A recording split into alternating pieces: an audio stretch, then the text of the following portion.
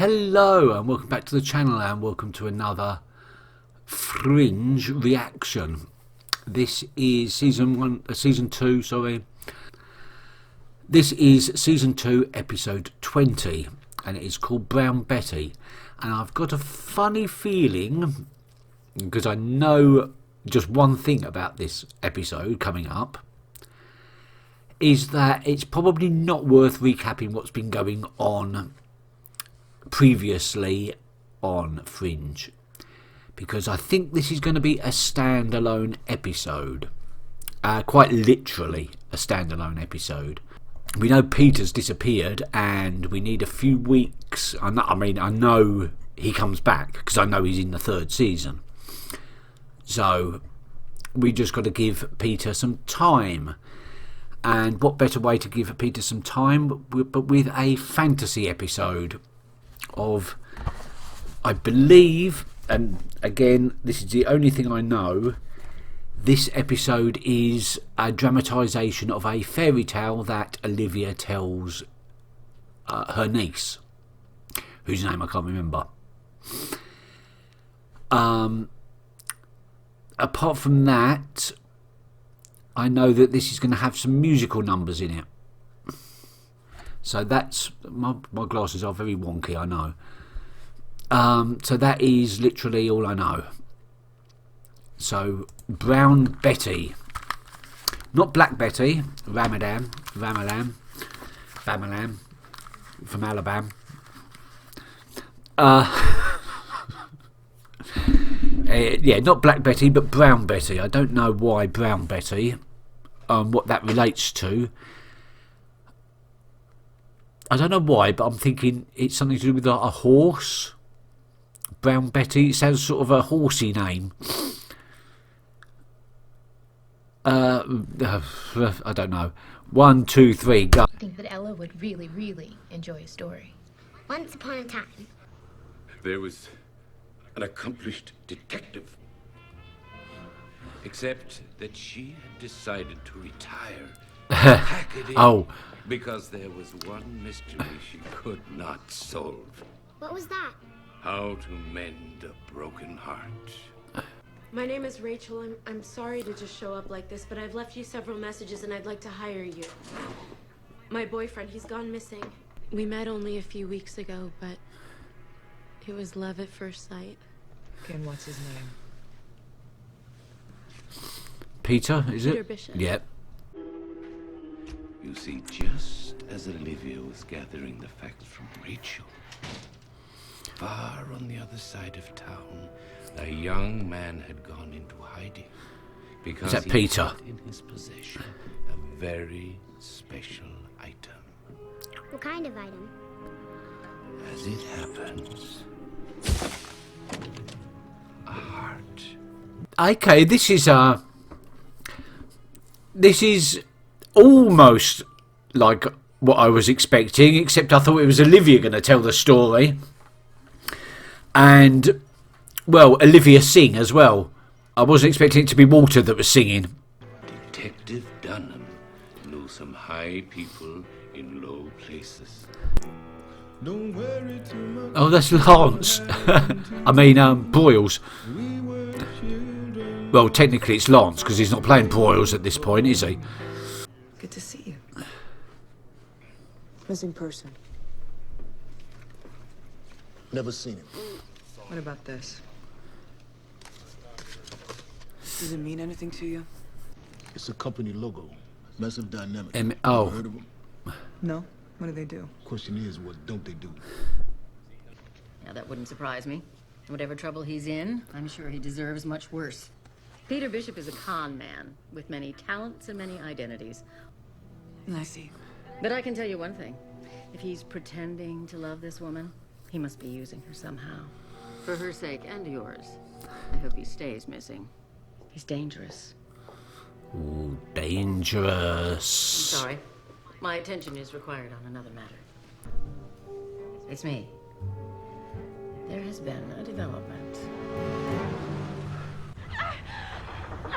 Rachel? Help me, Miss Dunham! Rachel! Oh.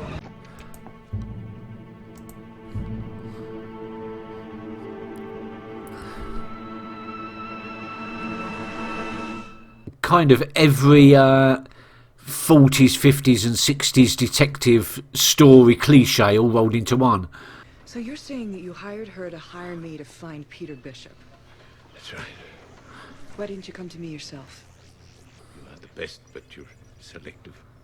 You only take cases where someone has lost their heart to love. I used her to get your attention. I never meant for her to be harmed. She was my lab assistant. You got the same name. You related? Just coincidental. He stole something from me. I have spent my life inventing things that bring joy and happiness to make the world a better place. Bubblegum was one of my first. Flannel pajamas. Rainbows. And my latest project, singing Rainbows? choruses. A heart. A glass heart. It is capable of many wondrous things. And until quite recently, I was kept alive by this glass heart. I had a bad heart, and so I invented glass heart. And then a few nights ago, someone slipped into my room and stole it while I was asleep. What the hell? Done what I mean, the deeper meaning of this story as it unfolds isn't lost on me, I would like to say. I'm just enjoying the story for what it is at the moment. Done it?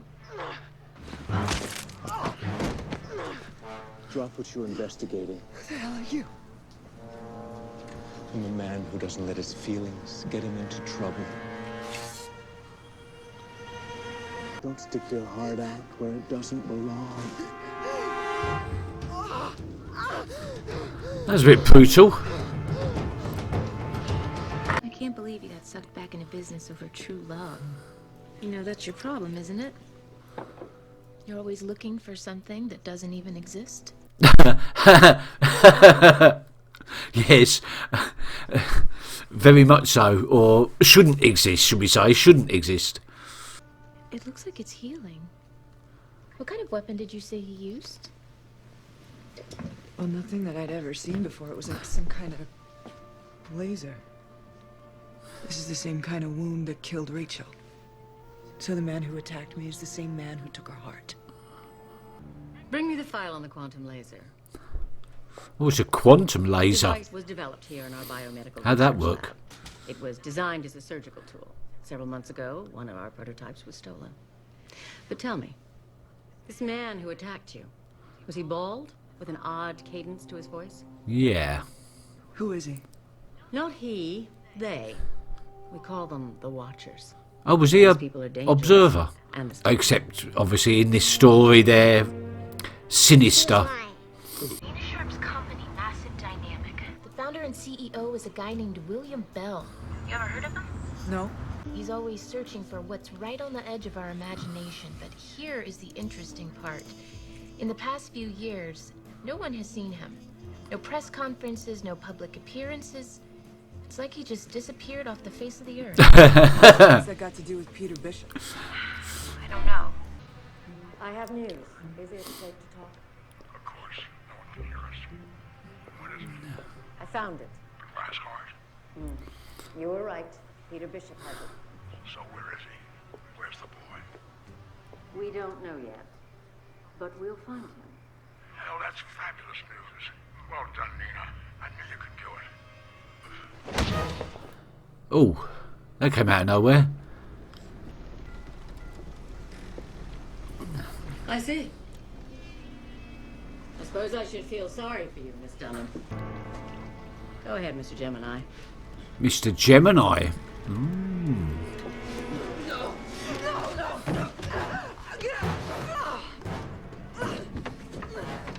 Oh, they're going to bury you alive.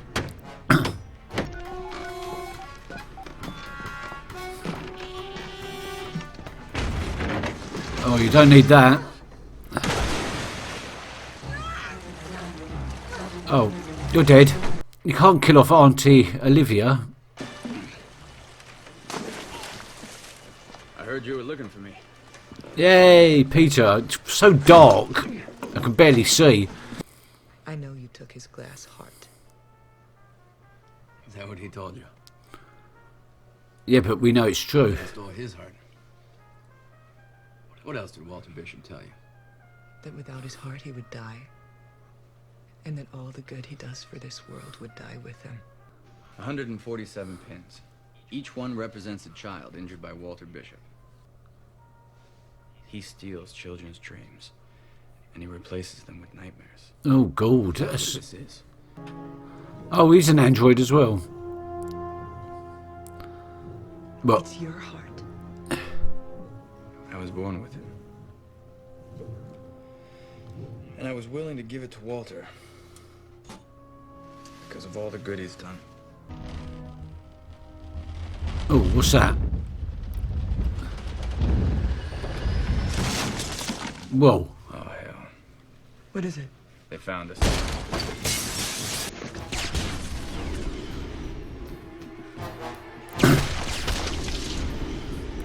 I need your help, Olivia. I'm dying. Everyone has to live happily ever after. This is a children's story. I thought I knew who I was. But I was wrong. Done.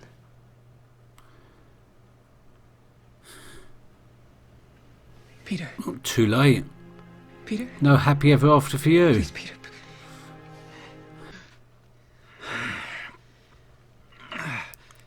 Peter. How did you know it was me? The device, the one that came through the wall, you brought Nina Sharp's watches to your side, didn't you? I can change, you see. I can make up for all the harm I've done. Please. Who can take a sunrise? Peter, please. No. It's too late, Walter. There's some things you can't undo. Considering it's Walter telling this story, I think that says a lot. I'll tell you how the story ends. Oh, nice. Peter? And Peter looked inside Walter's eyes and realized there was still goodness inside him. So Peter took his special heart, and with all his might, he split it in two. And the heart was so magical that it still worked. It reminds me of the a lot of Once Upon a Time, this episode. The TV show Once Upon a Time. They're splitting the heart in two so that both will live. The musical elements. Hopefully Peter will come back next episode. Or even at the end of this episode. The boy has not returned. Yes, I am concerned, too. Oh my God. I was wrong at the beginning by assuming that from the little information I knew that it was a musical episode and it was a reenactment of a story being told to Ella. I wrongly assumed that it was going to be completely standalone, a complete side from the main narrative, and it was not. It was very, very, very much to do with Peter's disappearance and how Walter is handling it. And I think the end really spoke the majority of it. Walter thinks that Peter is going to just say it's too late for you, you know, not forgiven, and disappear out of his life forever. And then Ella's ending of Peter realising that there is still goodness in Walter's eyes and giving him one more chance. Because let's face it, we all knew what Walter was like back then. He was selfish. He only cared about his own experiments and the results, and he cared less about people's long-term well-being. Otherwise he would never have done all those experiments on the kids in Jacksonville and other places. And his kidnapping of Peter would have been around about the same time. He certainly would have been the same person when he did that. So, and he has done a lot of good. Walter has done a lot of good since coming out of the institution. I think he has done a lot to remedy the mistakes of his past. So that the whole episode was an exploration of Walter's feelings on the subject. He's torn between knowing that he screwed up, knowing he did bad, and knowing that he should probably face the dire consequences of those actions.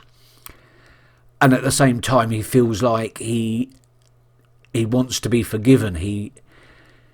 That he's not the same person anymore than the one that made that decision in the first place. He's not the same person anymore. And I think there is a little bit of a juxtaposition. I feel, even in my own past, I feel that the actions that I took when I was 18, 20, 21 or whatever were actions taken by a completely different person. It doesn't feel like that was me that done that, because it wasn't. It wasn't the me now, because I've changed so much in the 30 odd years since then. And I think Walter feels the same way. He's changed. He's changed so much that he feels like a different person, and that person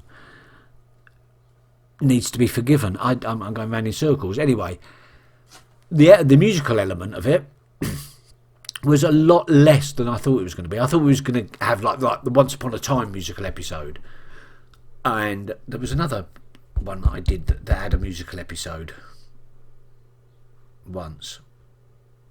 What was the other show that had a musical episode around the same time as Once Upon a Time? Anyway, I thought it was going to be like that, with some full-blown musical songs, like a piece of musical theatre.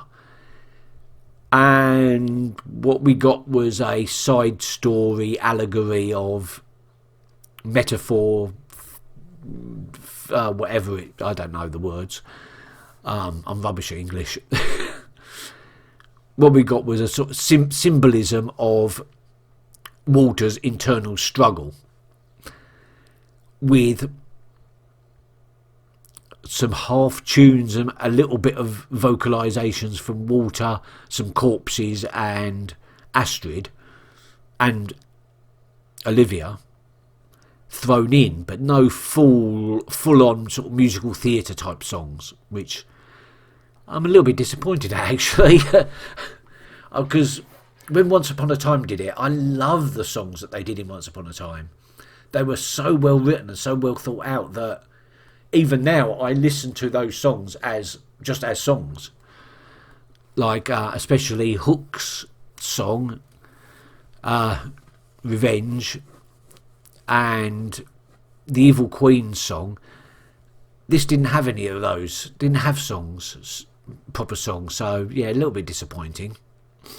But a really good episode all the same. And hopefully next episode, we're going to get back to the nitty-gritty of Peter's disappearance.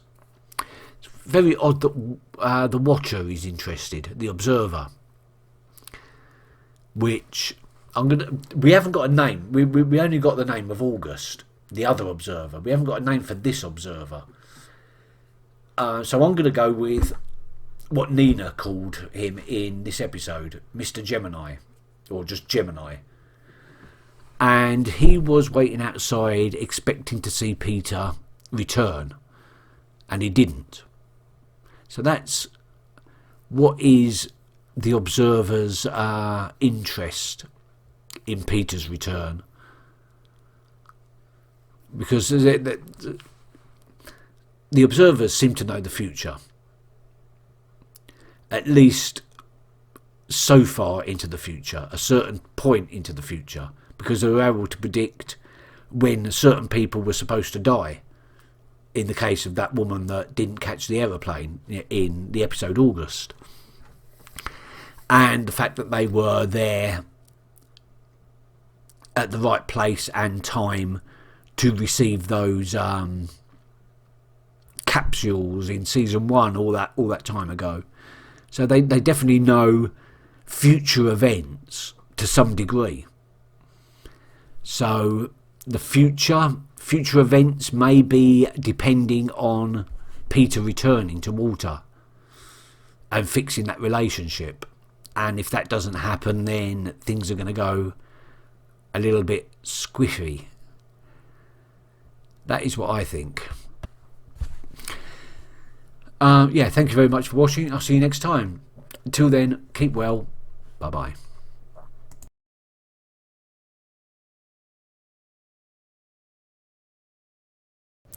Esther Figglesworth. Esther. He did that deliberately.